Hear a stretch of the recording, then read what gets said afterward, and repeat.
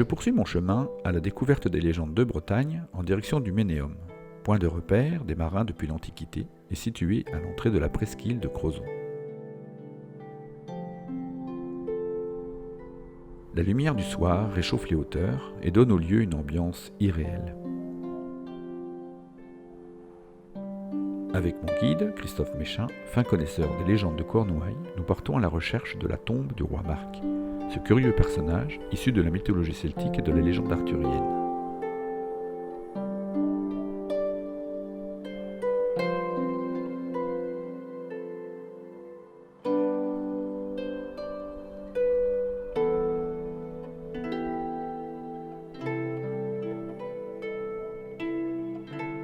Nous suivons le petit sentier qui traverse l'immensité de l'Ande menant à la sépulture du monarque aux oreilles de cheval.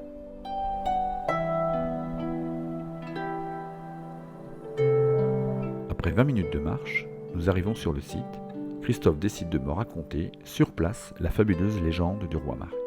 Donc nous sommes ici sur la tombe du roi Marc. Alors le roi Marc était le petit-neveu du roi Gradelon, le souverain de la ville d'Is, dont on parlera plus tard.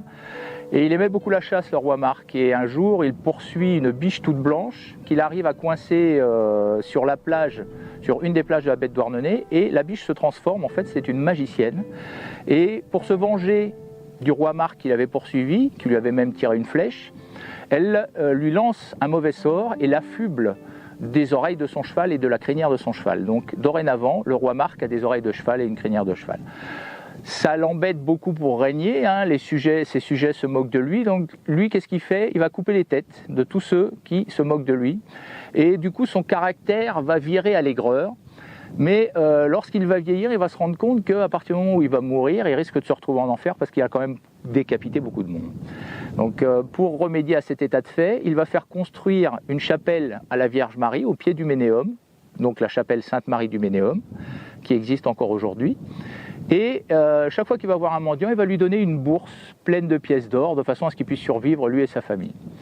Mais le temps fait son œuvre, il finit par mourir comme tout le monde, il se retrouve devant Saint-Pierre au paradis, et Saint-Pierre, regardant dans son grand livre, voit que le roi Marc a décapité beaucoup de monde, et donc il lui dit « Roi Marc, c'est pas possible, vous n'allez pas pouvoir rentrer au paradis, vous avez été trop méchant durant votre vie, vous avez décapité des gens, donc vous n'allez pas venir. » Et là-dessus, la Vierge Marie arrive et dit « Alors c'est vrai qu'il a décapité beaucoup de monde, mais il a des circonstances atténuantes quand même, parce qu'on lui avait jeté un mauvais sort. » Et sur la fin de sa vie, il a essayé de se rattraper, il m'a fait construire une belle chapelle, il a fait l'aumône aux mendiants, donc il n'est pas assez méchant pour aller en enfer, même s'il ne peut pas rentrer au paradis, il faut trouver une solution.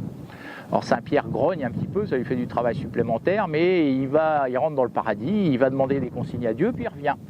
Il dit alors voilà ce qu'on m'a donné comme consigne, du coup le roi Marc va être enterré au pied du Ménéum, mais du versant opposé par rapport à la chapelle qu'il a fait construire. Et lorsque, depuis sa tombe, son âme pourra voir le clocher de la chapelle Sainte-Marie du Ménéum qu'il a fait construire, donc par-dessus le Ménéum, et bien là, il pourra rentrer au paradis. A priori, mission impossible, hein, parce qu'entre la tombe du roi Marc et la chapelle Sainte-Marie du Ménéum, il y a tout le Ménéum, justement, donc ça paraissait fort improbable. Mais la Vierge Marie s'en laisse pas compter, elle va voir tous les mendiants à qui le roi Marc a fait l'aumône, et elle leur dit de rassembler leur famille et de prendre chacun la plus grosse pierre qu'ils peuvent et d'aller poser cette pierre sur la tombe du roi Marc au pied du Ménéum de façon à former le plus gros monticule possible pour que l'âme du roi Marc qui est dans la tombe puisse escalader le monticule et une fois en haut qu'elle puisse voir le clocher de la chapelle Sainte-Marie du Ménéum par-dessus le Ménéum. Donc voilà, ici nous avons ce qui reste du monticule de pierre qui recouvrait la tombe du roi Marc. Et lorsqu'on escalade le plus haut monticule, on voit bien la chapelle Sainte-Marie du Ménéum. Donc on peut supposer que l'âme du roi Marc a réussi à escalader le monticule, à voir le clocher de la chapelle et donc à rentrer au paradis.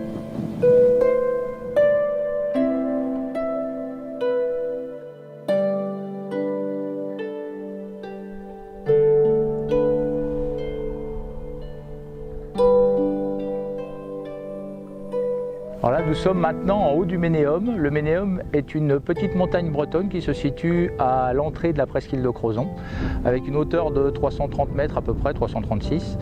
Et c'était un sanctuaire très important pour les Celtes, ce qui fait que par la suite, l'Église a greffé beaucoup de légendes pour essayer de le rendre un peu moins sympathique.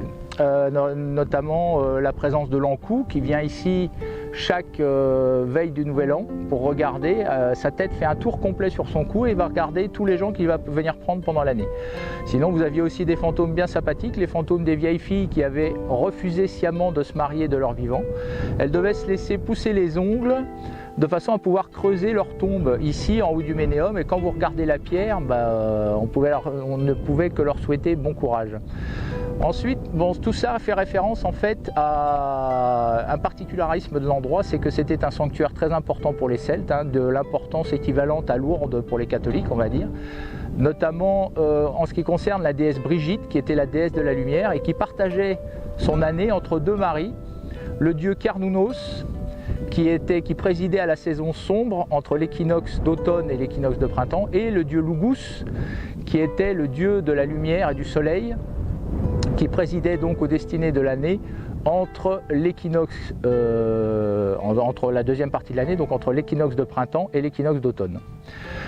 Ces deux dieux se disputaient régulièrement les faveurs de la dame, et il en résultait tout un calendrier qui était propice aussi pour suivre ce qui concernait l'agriculture à l'époque, ce qui fait dire que les Celtes étaient essentiellement une civilisation agricole, puisque les dieux régissaient le cycle des cultures tout au long de l'année, entre donc Carnounos qui régnait sur la saison obscure et Lugus qui régnait sur la saison claire.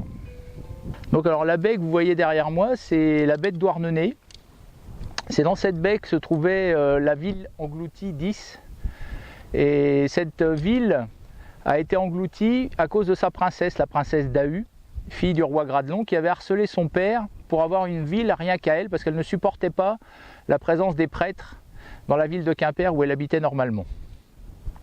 Donc elle avait une ville pour elle toute seule, le roi Gradelon l'a fait construire en bord de la baie de Douarnenez, et les habitants étaient tellement oisifs, tellement luxurieux, que les dieux s'est offensé du comportement des habitants de la ville d'Is.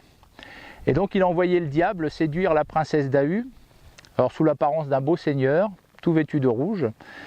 Et lorsque la princesse est tombée amoureuse de ce beau seigneur vêtu de rouge, comme gage d'amour, le seigneur rouge, donc le diable, lui a demandé les clés de la digue qui protégeait la ville de l'océan. Dahu a été les voler à son père, qui les gardait tout le temps autour du cou. Et lorsqu'elle les a remises au diable, le diable s'est empressé d'aller ouvrir toutes les digues et l'océan a recouvert la ville d'Is. Le roi Gradelon, prévenu par Saint-Guénolé, veut s'enfuir, donc il descend dans les écuries alors que la mer commence à recouvrir la ville.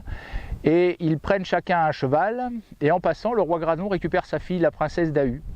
Mais la mer gagne, et Saint-Guénolé le prévient que s'il veut s'en sortir vivant, il va falloir qu'il se débarrasse du monstre qui est derrière lui. Et le roi Gradelon, se retournant, ne reconnaît plus sa fille qui a commencé à se transformer en quelque chose d'autre. Et donc il va la pousser par terre, et elle va disparaître dans les flots. En fait, la princesse Dahu avait commencé à se transformer en sirène, et c'est pour ça qu'on dit que cette princesse, la princesse Dahu, est la mère de toutes les sirènes de la baie de Douarnenez.